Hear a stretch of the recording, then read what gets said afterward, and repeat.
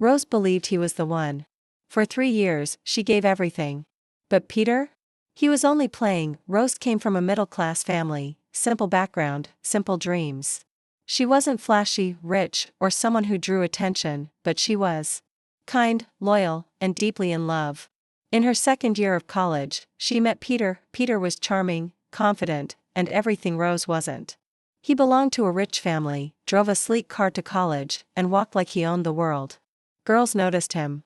But for some reason, he started spending time with Rose. It felt like fate. She fell hard, fast. He made her laugh, walked her to class, even brought her coffee when she had early lectures.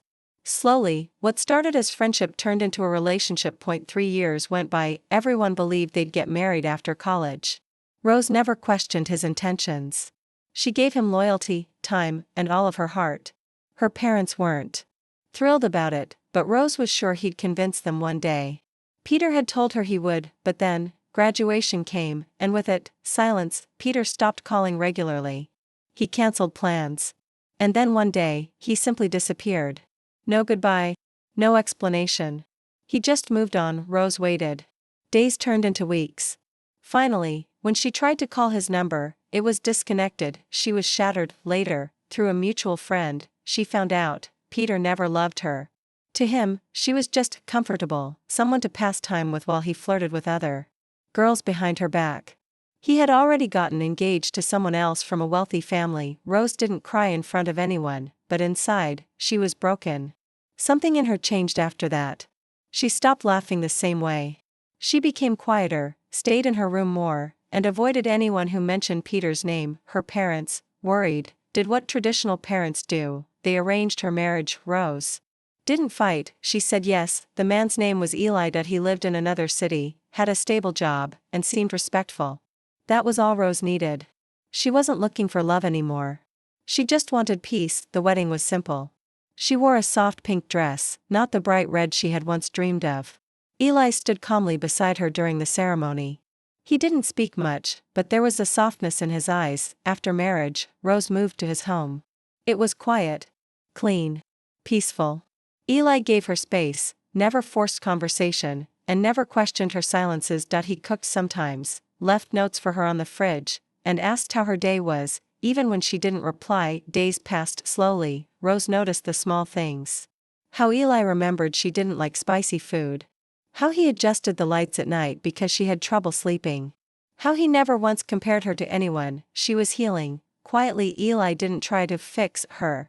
He just stayed beside her. One evening, while arranging old photos in the drawer, Rose saw a familiar face. It was Peter, smiling, in a photo frame beside Eli. Her hands froze. She pulled the frame closer. It was a family photo. A little faded, but clear enough. There was no mistake. Peter was Eli's brother. She thought the past was behind her, until his face appeared again, framed beside her new husband. The photo frame sat silently on the shelf. Rose held it for several seconds, staring at Peter's smile, frozen in time. Her heart didn't race. It didn't ache. It just paused. The picture showed a family, Eli, Peter, and their parents, posing during some celebration. Peter's arm was over Eli's shoulder. They looked close brothers. She put the frame back. Without a word, that night, Rose sat at the dinner table, watching Eli eat. He spoke softly about his workday, mentioned a colleague who brought in cake, and asked if she needed anything for the weekend. She nodded, giving polite replies, but her mind stayed on that photo. Was it a coincidence? Had Eli known who she was before marrying her? Had he hidden it? She didn't ask, and he didn't tell. Days passed, but the weight of the picture stayed with her. Rose started observing Eli differently. His gestures, his expressions, looking for any clue, any slip that might tell her what he knew, but nothing changed. Eli remained the same, gentle, consistent, respectful. One afternoon, while folding laundry, Rose found another clue. A card, tucked inside a book Eli had been reading. It was a wedding invitation. Peter's, from 3 years ago. The date matched the week he vanished from her life. Her fingers curled around the card. The name of the bride brought back sharp memories. Peter had chosen a woman from a well-off background. The same one Rose had heard rumors about. Now she knew it was all connected. She placed the card back. That evening, Rose finally spoke. Eli, she said quietly, did you know Peter is my ex? Eli paused mid-bite. He didn't look surprised. He didn't even blink. I knew, he replied, setting his spoon down gently. Not at first. But I found out after our wedding. A few weeks in. Rose stared. Why didn't you say anything? Eli leaned back, eyes calm. Because it didn't matter. You were hurt. I could see that. I just wanted to be good to you. Rose lowered her eyes. You didn't marry me because of him? No, Eli said firmly. Our family's arranged. This. I agreed because I wanted a simple life, a partner to build peace with. When I found out, I stayed silent because I thought your pain needed space, not reminders. It was the truth. There was no drama in his tone, no bitterness. Just honesty. For the first time in years, Rose felt something shift inside her, not pain, not confusion. Just clarity. Eli hadn't tried to erase her past. He had accepted it and built something steady around it. Still, the silence had built a wall. She needed time to process. That night, Eli slept on the couch. Not because she asked him to, but because he sensed the space she needed. He didn't explain, didn't apologize. He just gave her the quiet. The next morning, Rose walked out with 2 cups of tea. She placed one beside him. He looked up, surprised. No more hiding things, she said. Eli nodded. They drank in silence, not as strangers, but as 2 people standing at the edge of something new. She thought facing the truth would hurt more, but somehow, it brought calm. After that morning, something shifted between Rose and Eli. There were no long conversations, no dramatic promises. Just simple routines. 2 cups of tea in the morning. Quiet dinners. In the evening. A shared walk on the rooftop after sunset. Rose didn't smile much, but she didn't cry either. She had lived in emotional chaos for years. Now, even the silence between them felt like healing. Eli didn't ask for more than she could give. He didn't push. He didn't question. He just stayed. Rose started noticing the little things, how Eli would fold his towel neatly, never leave the lights on in the hallway, and always check if she needed anything from the grocery store. His kindness wasn't loud. It was consistent. One evening, while they were sitting on the balcony, she asked, "Do you and Peter talk?" Eli looked at the sky for a second before answering. "Not often." "Why?" "He changed," Eli said. "A few years ago, he stopped caring about people. Started chasing status. He used to be different." Rose nodded. "He used to be everything to me." "I know," Eli replied. "I saw how broken you were when I first met you." Rose looked at him, surprised. "You noticed?" Eli smiled faintly. "I notice more than I say." That moment stayed with her, not because he said something romantic, but because it was honest. Real. Measured. As days turned to weeks, Rose allowed herself to feel safe again. She began cooking small meals with him. They would sit together and talk, not about the past, but about simple things. The weather. A neighbor's loud dog. A new plant she wanted to buy. One day, while walking through a local market, someone called out to Eli, "Hey. Peter's brother. Right?" Rose stiffened. Eli simply nodded, kept walking, and didn't turn back. Later, she asked, "Do people always call you that?" He shrugged. "They used to. I don't mind." "You don't get tired of being known as his brother?" "I used to. But now I've got my own life. My own home. That matters more." Rose didn't reply, but something in her heart softened again. This man, Eli, was building a new life quietly, just like she was. They weren't in love yet, but they were learning to stand beside each other. Then came a letter. A wedding invitation. Peter's second marriage, this time, to a woman from abroad. Someone wealthy. Eli opened it and placed it on the table. "Are you going?" Rose asked. Eli shook his head. "No need." She nodded. He didn't ask her if she wanted to go. He already knew the answer. They burned the card that night in a small metal tray on the balcony. The flames were small, quiet, controlled, like the life they were building. It wasn't flashy, but it was steady. Rose watched the paper curl and turn to ash. She didn't feel rage. Just closure. Eli sat beside her. Neither of them said a word, but for the first time, Rose didn't feel like she was carrying her past alone. Someone was sitting with her in the silence, and that made all the difference. It wasn't love at first sight, but something stronger was growing. Brick by brick, weeks turned into months. By now, Rose had adjusted to the rhythm of her new life. It was different from anything she had expected. No big romantic gestures. No fireworks. Just calm routines, understanding nods, and unspoken support. Eli kept things simple. He woke up early, made breakfast if she didn't, and never left the house without checking on her. He never pried into her past. And she didn't ask much about his, but they were learning each other in small ways. One evening, while Rose was setting the table, Eli walked in carrying a small potted plant. "What's this?" she asked. "You said you liked lavender," he replied. "Thought we could keep one near the window." She didn't say much, but placed it on the windowsill carefully. The next morning, she watered it before doing anything else. Their days stayed quiet, but comfort filled the spaces where awkwardness once lived. Rose had stopped waiting for texts that never came, stopped checking social media, and stopped wondering about Peter. She didn't care what his life looked like now. She had something better. One evening, Eli returned home a little late. His face looked tired. "Rough day?" she asked. He nodded. "Family dinner?" "I didn't go." She paused. "Was Peter there?" "Yes." "Do they talk about me?" Eli looked up. "They don't have to. I already told them not to bring it up." She blinked. "You told them?" "I did. I didn't marry you to relive anyone's past." Rose felt something strange then. Respect. This man, who barely spoke more than necessary, was quietly protecting her in places she didn't even know about. Later that night, they were sitting on the rooftop. The stars were out, and the air was cool. Eli looked up and said, "I know I'm not the person you dreamed of marrying." Rose looked at him. "And I know I wasn't what you expected either." He smiled faintly. "Maybe that's a good thing." She didn't answer, but she didn't disagree. The next day, they were invited to a small neighborhood dinner. It was the first time they'd gone out together socially. People greeted them kindly. Some asked casual questions about how long they'd been married. Rose answered with ease, but midway through the evening, she overheard someone whispering behind her, "She's Peter's ex. I heard that's why Eli married her." The words didn't sting like they once might have. She looked over at Eli. He was helping an elderly neighbor carry dishes. She smiled. That night, while brushing her hair in the bedroom, she said quietly, "Do you think people look at us strangely?" Eli replied, "Let them. They'll get tired."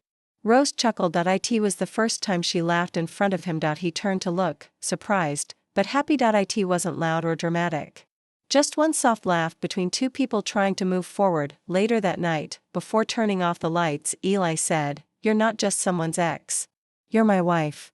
And just like that, something inside her let go. Not all at once, but a part of her finally did. For the first time in years, her smile wasn't forced, it came naturally, and stayed. The next morning felt different. The tension that had once quietly lived between them was no longer there. Rose made breakfast without waiting for Eli. When he walked into the kitchen, he found her humming softly while flipping toast. He didn't say anything, just noticed. That evening, she asked him to walk to the nearby store with her. It was a small gesture, but it meant something. For months, they had walked together out of necessity. This time, she chose it. As they walked, she talked about things that had nothing to do with the past, about a new coffee shop opening down the street, about a scarf she saw in the market, about how the weather was finally cooling down. Eli listened quietly, like he always did. But this time, he responded more. "Let's go to the new coffee shop on Sunday," he said. She nodded. "Okay." Later that night, Rose scrolled through her phone. A photo popped up in her memories, an old college event where Peter stood beside her, arms wrapped around her shoulders, smiling wide. She stared at it for a moment, then deleted it. No hesitation, she wasn't angry. She just didn't need it anymore. Eli walked in a few minutes later and handed her a cup of warm tea. "Cold outside," he said. "Thanks," she replied. They both sat silently near the heater. The tea warmed her hands, but his presence was what really made her feel calm. She looked at him and asked, "Did you ever love someone before me?" He thought for a second. "I did. Years ago." "What happened?" "She left. Said I wasn't ambitious enough." Rose nodded slowly. "I'm glad she left," he added. Rose smiled a little. "Why?" "Because she made space for someone better." Rose didn't reply, but her heart did. The next morning, she placed a small sticky note on the fridge. "Don't forget your umbrella.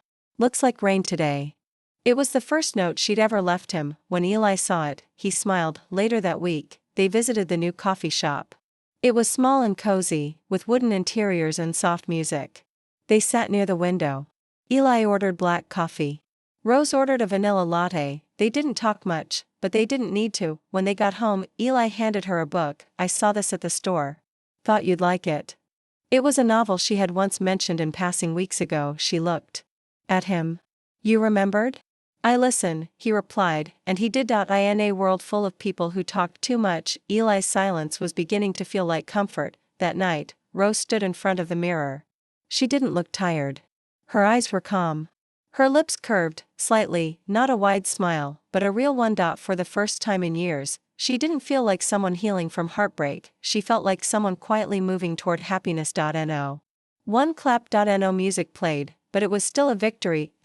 Just when everything felt steady, the past came knocking, this time, in person. It was a quiet Saturday morning. Rose had just finished watering the lavender plant near the window. Eli was in the kitchen, making omelets and toast. The house smelled warm and familiar. Then the doorbell rang. Rose opened the door, and there he was, Peter, standing with the same confidence, dressed in an expensive coat, holding a bouquet of flowers. For a moment, Rose didn't move. Peter smiled slightly. Hey. It's been a while. She didn't return the smile. What are you doing here? I was in town, he said. Thought I should visit. Before she could respond, Eli walked to the door and stopped. His expression didn't change. Peter looked at him. Hey, big brother. Eli gave a polite nod. Peter. An awkward silence followed. Peter held out the bouquet. These are for you, he said to Rose. She didn't take them. Instead, she said, Why are you really here? Peter sighed. Can I come in?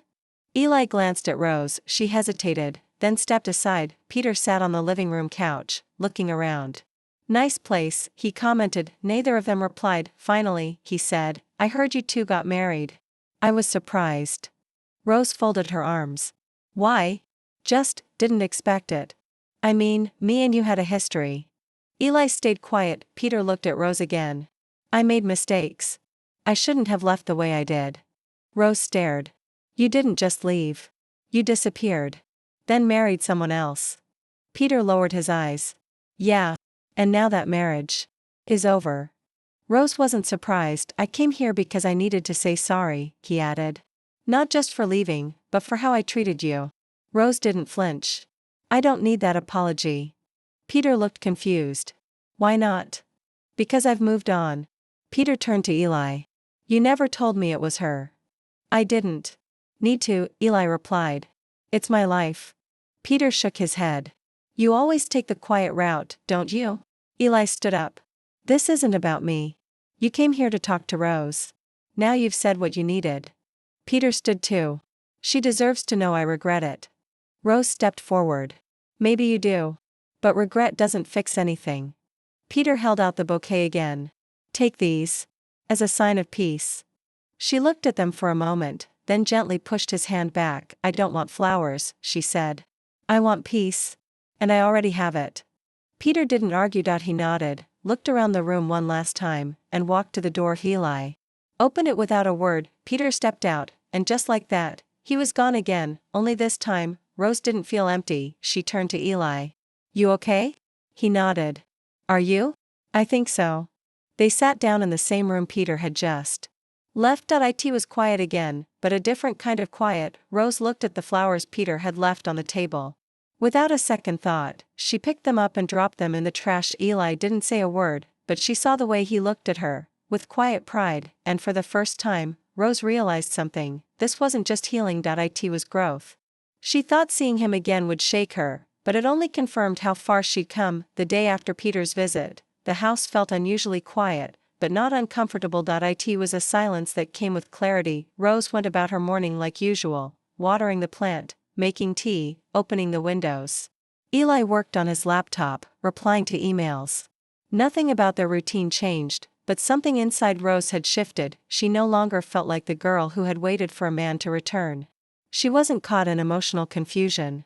She didn't wonder if she made the right decision. She knew later that day, Rose received a message. It was from Peter. Thank you for talking to me. I wish you well. She didn't reply. There was nothing left to say. In the evening, Rose and Eli sat on the rooftop again, watching the sky turn orange. I didn't expect him to show up, she said. I figured he might one day, Eli replied. People like him always come back, not out of love, but out of curiosity. Rose nodded. He thought he still mattered. But he doesn't, Eli said. She looked over at him. Not anymore. It wasn't a dramatic moment. There were no tears or speeches. Just mutual understanding. They didn't need to talk about it again. That chapter was closed. The following week, Rose started working part-time at a local bookstore. It was small, quiet, and close to home. She liked being around shelves, pages, and stories that had nothing to do with her own. Eli encouraged it. He would pick her up in the evenings, and they'd walk home together. They didn't talk about big plans. They didn't try to impress each other. They just existed, calmly, steadily, side by side. One night, while having dinner, Eli said something that caught her off guard. I've been thinking, he began, maybe we should travel somewhere. Just a short trip. Rose raised an eyebrow. You don't even take weekends off. I will for this, he said. You've been through enough. Maybe a change of view will do us both good. She thought for a moment. Where? Anywhere quiet. Somewhere we can just be. The idea sat with her, and it felt right. That weekend, they booked a trip to a small hillside town. Nothing fancy, just a peaceful place with fresh air, simple food, and no phone signals. As they packed, Rose noticed how easy it felt. No tension. No pressure, just comfort. When they reached the town, everything slowed down. They stayed in a small cottage with creaky floors and an old fireplace. Mornings were filled with tea on the porch, and nights with card games and warm blankets. Rose found herself laughing more, sleeping better, thinking less. One afternoon, while walking through a trail, Eli turned to her and said, You look different. How so? Lighter. Like a weight's finally gone. She looked around at the trees, the sky, the quiet path ahead. Maybe it is, she said, because she had let go. Of Peter. Of her past. Of the version of herself who thought love had to be painful to be real. Now, she was learning that love could be silent, steady, healing, and that was enough. She was used to chasing love. Now it was simply walking beside her. The trip ended, but the peace it brought stayed with them. And back home, life returned to normal, but now it felt easier, softer. Their small routines carried more meaning. Rose didn't have to try anymore. She just lived, and Eli made space for her to do so. One morning, while folding laundry, Rose found something unexpected in Eli's drawer. A letter. Unopened. It had Peter's name on the envelope. She paused for a moment, then called out, Eli? He walked in, drying his hands. Yeah? She held up the letter. This yours? He looked at it. Yeah. It came a few weeks ago. I didn't open it. Why not? Because I didn't care what he had to say. Rose hesitated. Want me to throw it away? He nodded. Please. She didn't ask any more questions. The letter went straight into the bin. They never spoke about it again. That evening, they visited Eli's parents for dinner. It was the first time Rose had seen them since Peter's visit. His mother greeted her warmly. His father asked about her new job, but Peter wasn't there. Still, the air felt different. During dinner, someone mentioned Peter in passing. Eli quickly shifted the topic. On the way back home, Rose asked, Do your parents know everything? About you and Peter, he said. Yes. What did they say? Nothing, he replied. They trust my choices. She stayed quiet. For a moment. That matters. It does, Eli said. And so do you. She looked out the window. She wasn't just someone's mistake anymore, she was someone's choice. The next day, while reading at the bookstore, Rose caught herself smiling at a passage. It was a simple love story, nothing dramatic, no betrayals, no heartbreaks. Just two people who met quietly, healed slowly, and built something real. She saw herself in that story now, not as the girl who was abandoned, but as the woman who stayed. That evening, she walked home on her own. When she entered the apartment, Eli had already made dinner. I thought I'd surprise you, he said. She smiled. You always do. They ate quietly, the way they always did. But this time, she reached across the table and placed her hand over his. He looked surprised, but didn't let go. Later that night, as they were getting ready for bed, Rose said, Do you ever wonder how different life would be if Peter never left me? Eli paused. Sometimes. But not because I regret anything. I just wonder if you'd still be carrying that version of yourself. I don't even recognize her anymore, she said. That's a good thing. She nodded. It is. Before turning off the lights, Eli asked, Are you happy, Rose? She didn't rush the answer. She thought about her old life. The waiting. The heartbreak. The confusion. Then she thought about this one. The calm, the balance, the slow and steady care. I am, she said. He smiled. Me too. And in that quiet room, under soft lights and shared silence, two people who were never meant to fall in love, did, not with grand gestures, but with quiet trust. Rose thought nothing could shake the life she had built with Eli, until the truth came knocking on her door. Days turned into weeks, and Rose's life with Eli continued with quiet stability. The morning walks, the simple dinners, the silent understanding, they all became part of her routine. She didn't question the peace anymore. For once, she wasn't afraid of someone walking away, but peace doesn't always last. One afternoon, Eli came home early. His face was pale, and he looked like someone who had seen something he couldn't unsee. He didn't say much.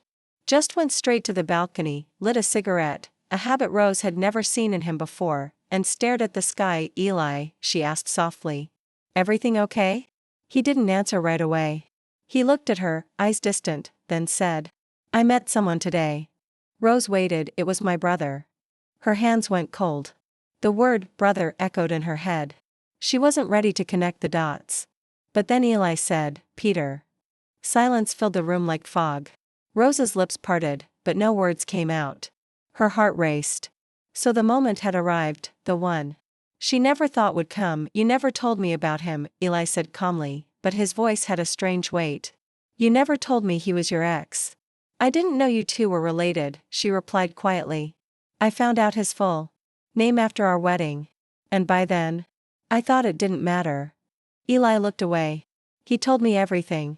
About the 3 years. About how he treated you. Rose clenched her fists. I didn't want that past to follow me here. I get that, Eli replied.